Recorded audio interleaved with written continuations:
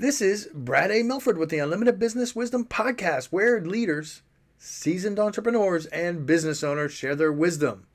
It's straight to the point to respect people's time, and because we know knowledge and wisdom turn to business possibility, and possibility mixed with support and action become reality. In this podcast, we discuss leadership, sales, marketing, operations, team development, quality, and finance to drive sustainable results and everlasting impact to make the world a better place. Thanks for joining us. Hey, Chris, glad to have you here. Welcome to the show. Hey, thanks, Brad, for having me on. Excited to be here with you. Yeah, it's a pleasure to have you.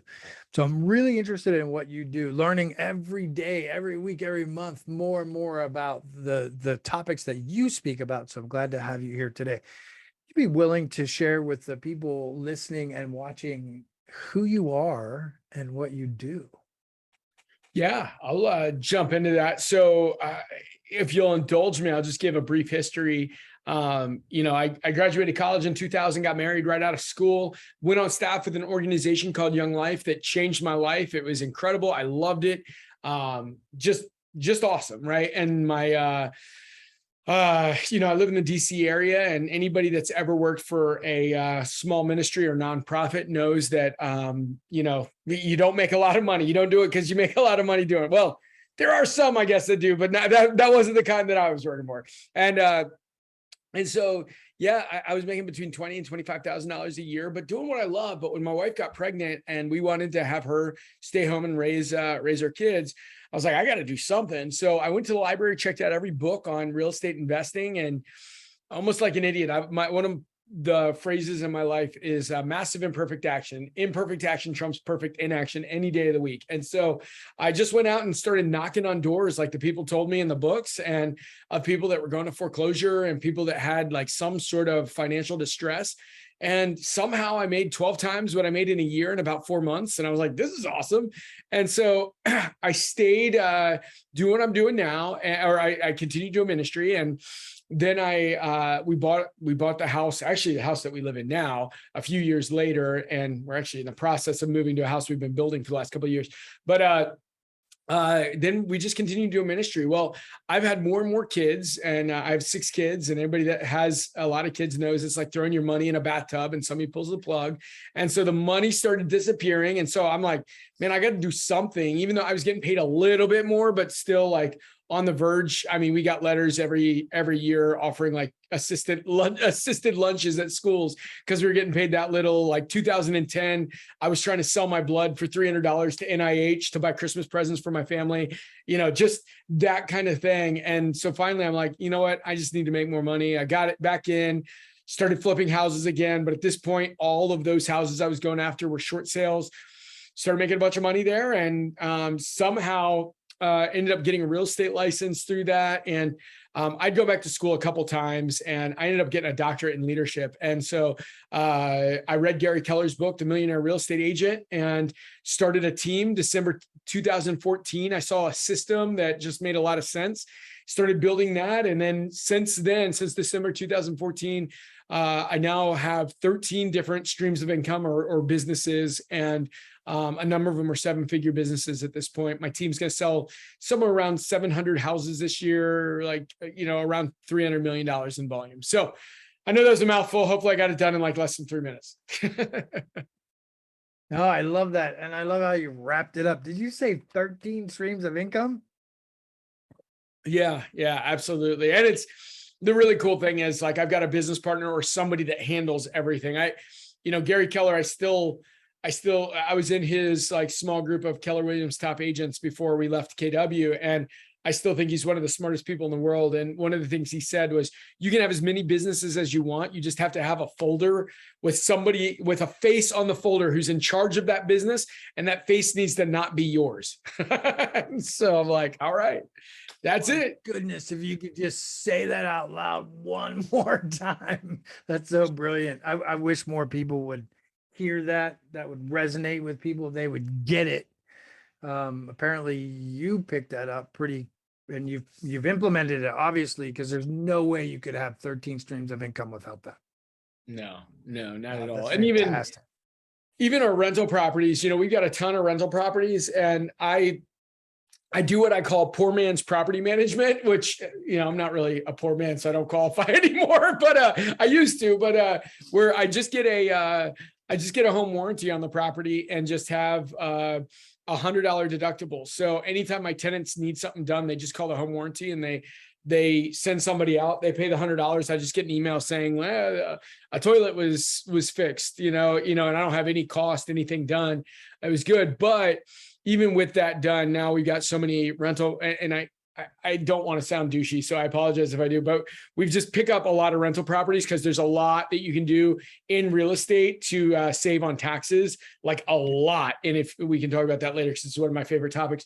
But with that said, I've just been picking up a lot of rental properties. And even with that, I'm like, man, I don't have leverage here. My wife and I have just been handling it, and my assistant, but we're literally this close to hiring somebody there. So that was like the one business where it's like, oh, it's highly leveraged. It's not a big deal. Like, they just send us the check. But now it's like even cashing the checks and making sure the checks got mailed every month, all the other stuff. It's just like we got to hire somebody to handle that. So I love that. That's a great illustration, because I think everybody can picture that. I had one person say that they didn't want to get into rental properties because they didn't want to change toilets or something. I mean, as silly as it is, I'm glad you said that, because, for a while you can do that on your own, or you and your wife, or if you're female, your husband, or whatever, or whoever it is. But even after a while, even that operationally, it's like, just get a project manager or somebody operational to just be able to handle that for you. And that is where you find your freedom. And I think that eludes a lot of people. Too many people trade. Let's face it. Let's be real, right? Too many people trade their time in business. So they're working for somebody else, and they start a business, and all they're doing is just, this is another job. It's just all too often. So thank you. I want to go back to what you originally said, though, which was, just came right off the tip of your tongue, which is a really important point. And that is, you were talking about imperfect action. So many people get caught up in this perfectionism, or, they just don't get started. They're waiting for the right time and all that kind of stuff. And even entrepreneurs, it just, in teams, large and small, they just get stuck because they think things need to be perfect, and they don't. So I would love what you said about imperfect action. I think you said imperfect action trumps perfect action 7 days a week or something. Yeah. Close it up. Yeah, exactly. Yeah. And that's great. That's like my stuff. life motto. I just finished, I like to read a lot. Well, I listen Audible, but I just finished going through General Mattis's biography, former defense secretary, 𝐒𝐭𝐫𝐞 chaos. And the interesting thing is, regardless of what you think about him, like, successful people are worth studying. I love studying politicians, people like my two favorite to study are Reagan and Bill Clinton, people on opposite sides, but there's so much to learn from both of those men. Mattis, the thing I loved about it is he was such a voracious collector of knowledge. He was such an amazing reader. And so he collected knowledge, but had a massive bent towards action as well. Like, he was going to do things, right? And that's what I see so many times. Entrepreneurs sit around and think too much, and then they never get around to doing anything. And that's like the biggest problem that I see in the entrepreneurial world. That's why people are, I'd rather you just go out and just do something and mess up than just miss, not do anything. 100%. I love hearing you say this. I like to say that, some people say their action doesn't equal their ambition. And I'm like, I think your action should outweigh all of that. So I'm with you 100%. Love the way you delivered that, Chris. Thank you. Chris, what's the best thing about being in business? I don't know. So like, I like to say freedom, but I also know there's the old joke that so often we trade our 9 to 5 for a 24/7. And so I've experienced that myself. I'm also, like you said, I'm massively driven. And so I'm always fighting to be a good dad, be a good husband, be a good friend, but also my mind is always racing about something in business, because it excites me. It makes me come alive to create and to make things happen. I've got a sign that says, get out of maintenance into creation, because that's like what makes me come alive, right? And so I love it. But I'd say this, I do have a lot of freedom now. I mean, I literally lived, I know you said one of the questions you're going to ask, and this is like one of my favorite things. We bought a lake house, and I lived at the lake house for the month of July. Right. And so I was working, but able to work remote, able to do whatever I wanted to do. And, literally I get off a Zoom meeting and then grab the boat and take the kids out wakeboarding or tubing. Right. And so it was just freeing and freedom, and it's incredible. So that's what I love. You can create the life that you want is really cool. I love that. I'm just paraphrasing her. What I took away from that is it is so freedom fuels creation. And that's what I think. People say freedom a lot. That's a pretty common answer. But what I hear you tapping into is having the freedom, not having so much to do that you don't have time. You don't have the freedom for the creation, right? So if you're maintaining all the time, you don't have time to create. So I love that. Thank you. Well delivered and well said. Appreciate it. Chris, we hear from other business owners, and I know this gets people, but it's just true. It's a point of abundance, and it's what we see. We hear from other business owners, they're getting so much business that sometimes the chaos that comes with that causes some feelings of overwhelm. Would you be willing to share your thoughts on that? Having 13 streams of income, I bet you've been through that once or twice. Yeah. Yeah, I mean, I feel like we need to get to a place where we're overwhelmed at times, because if we're not, then we're just in our comfortability state, right? Mm-hmm. I like to work out. Like, I've just got a lot of energy, shocker, I know. But if I don't work out in the mornings, my energy's all over the place. That shines through, by the way.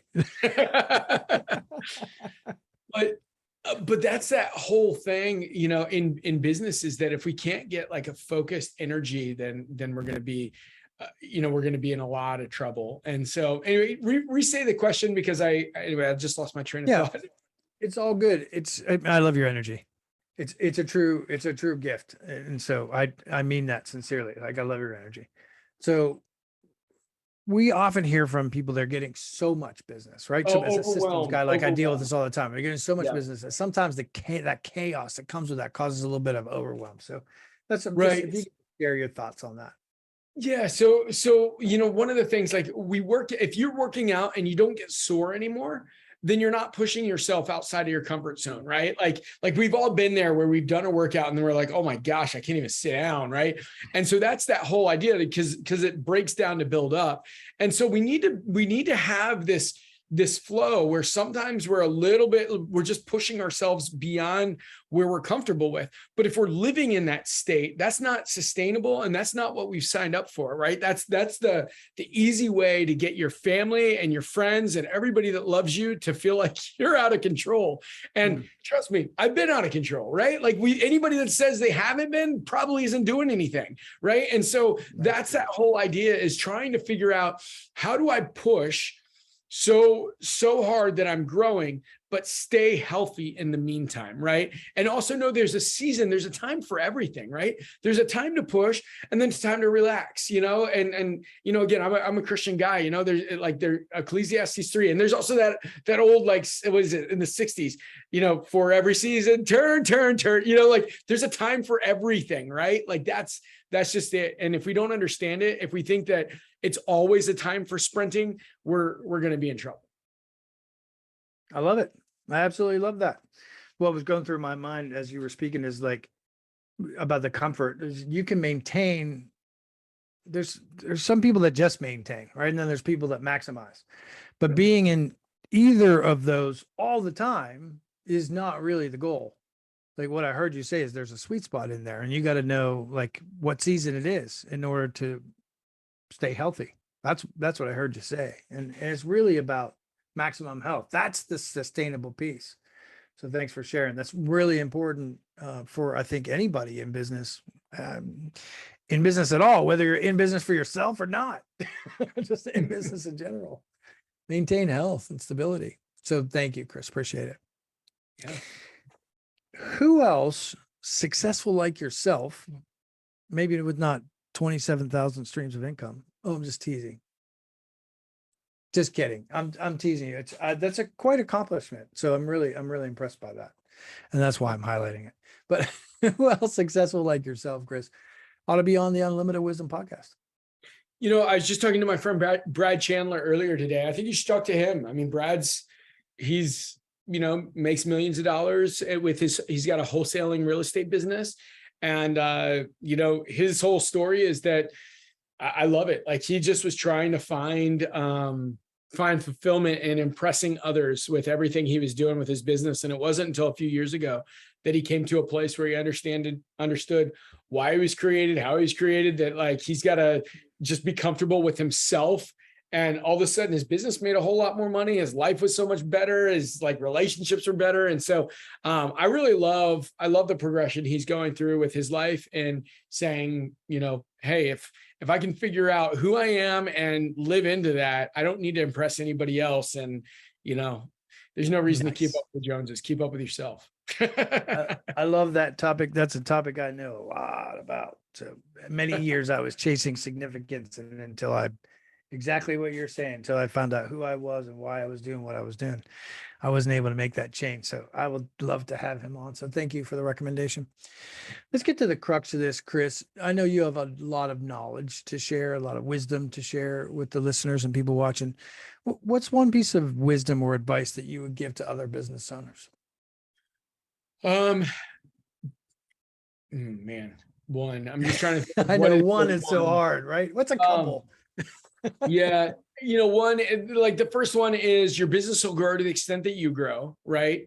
And so hire coaches, hire consultants, hire people in your life, because they're going to help you get there faster. You can probably figure it out on your own, but like, if let's say if you find somebody that can help you make an extra $1 million a year, and they can help you get there in a year, but it would take you 5 years to get there. Is there any amount of money that wouldn't be worth paying for that? Maybe 5 million, right? Like, but a reasonable amount of money. Would you pay 50 grand for that? 100 grand for that? 500 grand for that?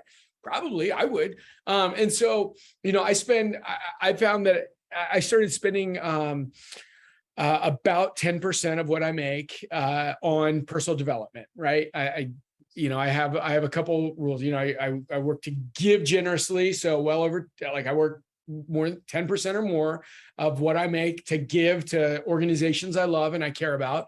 10% on personal development. And so I spend well over 6 figures a year on personal development. And, I believe that part of the reason why I'm getting where I'm going faster than I was years ago is because I'm spending the money to have people like drag me to where they are instead of me having to figure it out myself. Nice. That's great advice. So I like that you used a percentage. So I think that it allows people to wrap their mind around it a little bit more. So rather than just saying personal development is good, like you literally said, like, hey, I actually invest, whether it's time or money or whatever, you gave some figures, 10%, which is a great thing to shoot for. You didn't say 80%, you said 10%. And I think that's an important point. I just really want to call that to light, right? Because, well, I imagine you have too, but I've seen a lot of people that there's difference between business mechanics, personal development. Like, there's many areas that you can dedicate yourself to. Many of them are important, but finding what is most important in the season that you're in is really critical. And I think that's where a lot of business owners or new entrepreneurs, especially let's just say business owners. I think that's where a lot of business owners struggle, is the priority of time or the proportion of time. It's like, how much do I give to learning? How much do I give to, developing myself? How much do I invest in a coach or this or that? So I'm going to pause there and have you just share on that topic again. Yeah, no, I mean, just as far as here's the other piece. I created a morning routine, and I know there's a pushback against morning routines because everybody's talking about it, but not from this guy. Speak into it, please. It's so powerful, right? I played rugby in college. I played sports all growing up, right? And I got out of school and I got a little soft and doughy because every day I had stuff going on. And so I'm like, oh, I'll work out in the morning. And then I woke up and I'm like, I'm still tired. All right, I'll work out before lunch. Okay, I'll work out at lunch. I'll work out after lunch. I'll work out before dinner. I'll work out after the kids go to bed. I'll work out tomorrow. And that was like my progression, is that I would just keep pushing it off. And then now it's like, wake up, work out. And actually, here's the other thing. I got an Audible subscription a while back. Now it's told me I've listened to Audible, I think like 6 months of like worth of Audible hours that I've listened. But I listen to Audible, like I get the 2-book a month subscription. And what I do is, while I'm working out in the mornings, I will listen. I'll listen at like probably 1.5 speed, depending on how fast the person speaks. And then I'll do 2 books, and then I'll do a 3rd book that I had read in the past, which has just been incredible. Like I'll do like Jim Collins, Good to Great. I read it 10 years ago, and I just reread it again this year, listened to it again this year. And I'm like, oh my gosh, I'm a different person than I was 10 years ago. Like it hit me differently. Right. And so I say 2 new books a month, and then one old book that was just a great one, like 7 Habits of Highly Effective People, Think and Grow Rich, like one of these like old classics. And then I also will listen to about 10 to 30 minutes of a podcast, which, by the way, obviously the average podcast listener listens to 7 podcasts. This is obviously one of your 7, my podcast, Uncommon Real Estate. I would love if you'd listen as one of your other 7s, keep listening to this one, but I'd love to be one of the 7. But that's also what I do, because I want to hear what people are saying, people are doing in specific niches.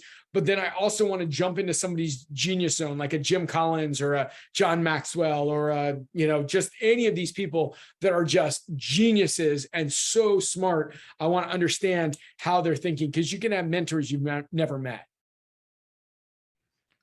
Great points. Excellent points. And so, in addition to what you were sharing about 10%, this is a really important aspect. What I love what you just said, Chris, you highlighted something, you actually called it out there.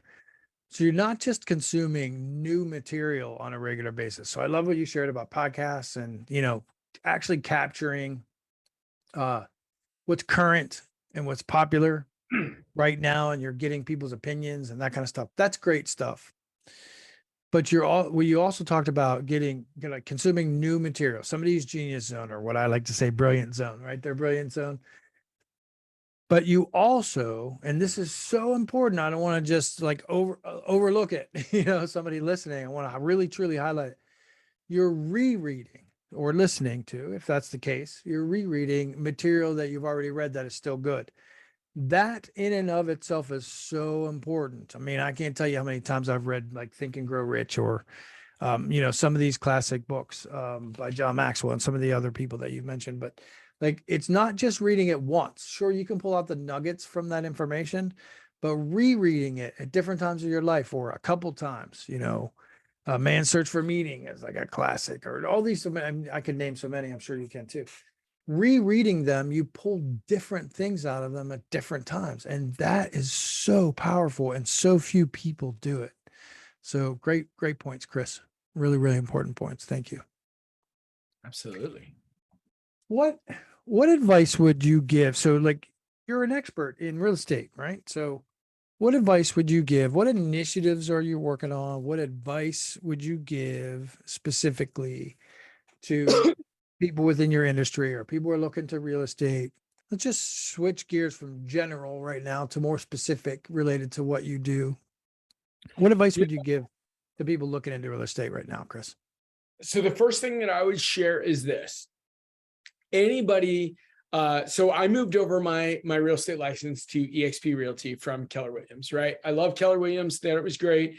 I just listened to Tony Robbins last week, and he says, leaders anticipate, losers react. I see where the market is going.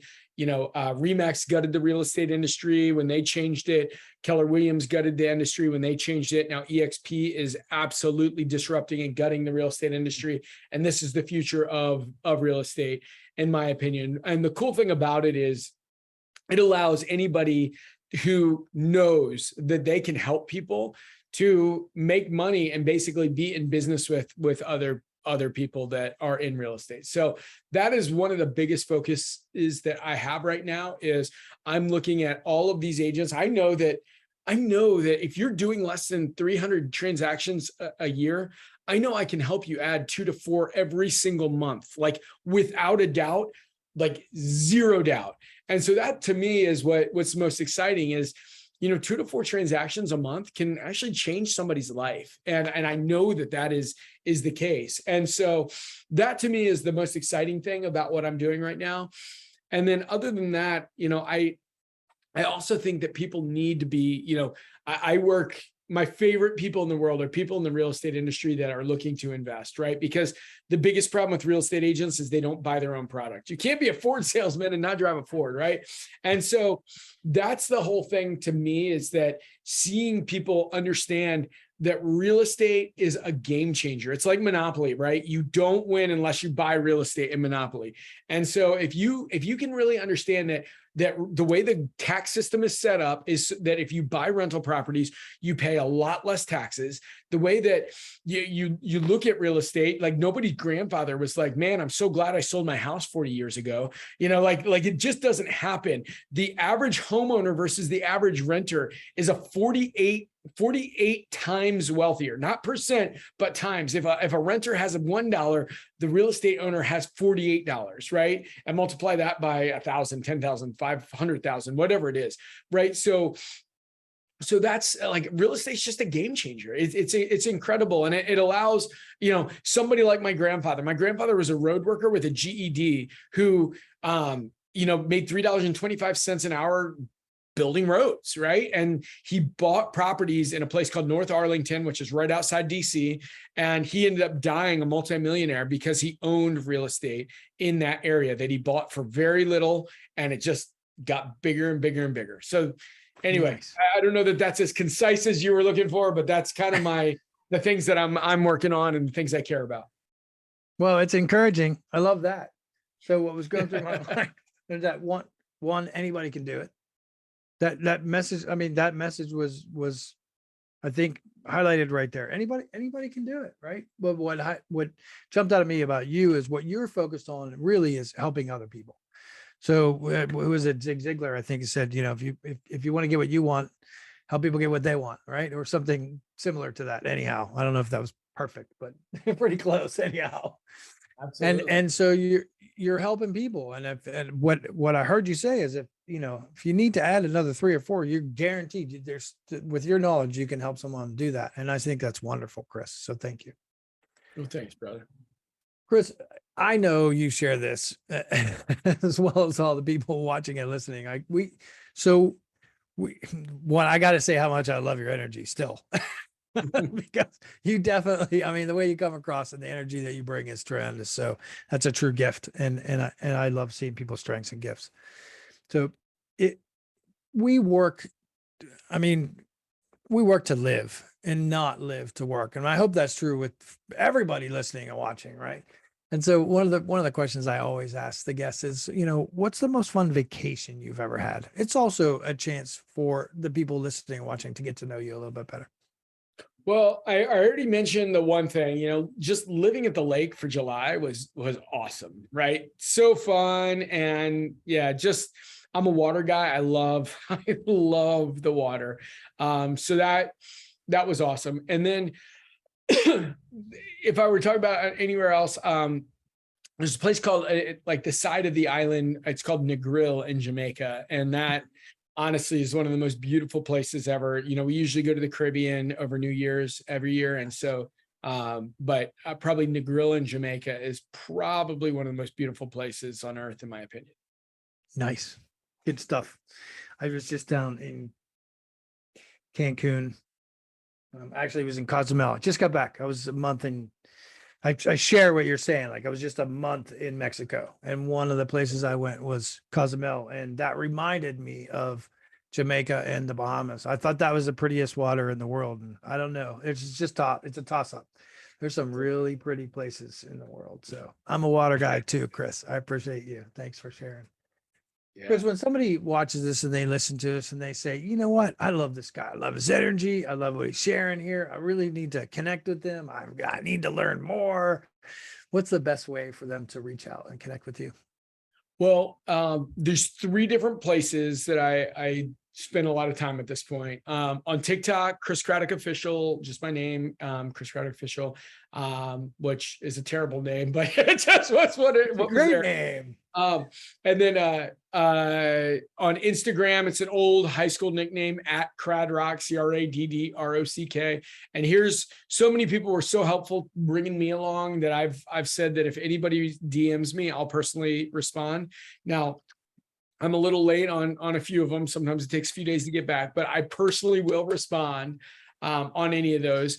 And then yeah, so those are two of the places. And then obviously my website, chriscraddock.com. If you're a real estate agent and you'd like to partner or discuss partnering together and see, what the EXP, I know everybody's heard about EXP, but at this point, see how, we could really help you change your business. And, I used to charge a lot of money for coaching and I just stopped doing that. I'm like, man, I'd rather just help people be successful. And if they make money, I make money. And if they don't make any money, then I don't make any money. And so that's what we do there. So those are the places you can find me.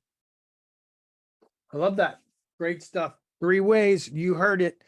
There'll be some links below. So go ahead and just, if you're driving, don't sweat it.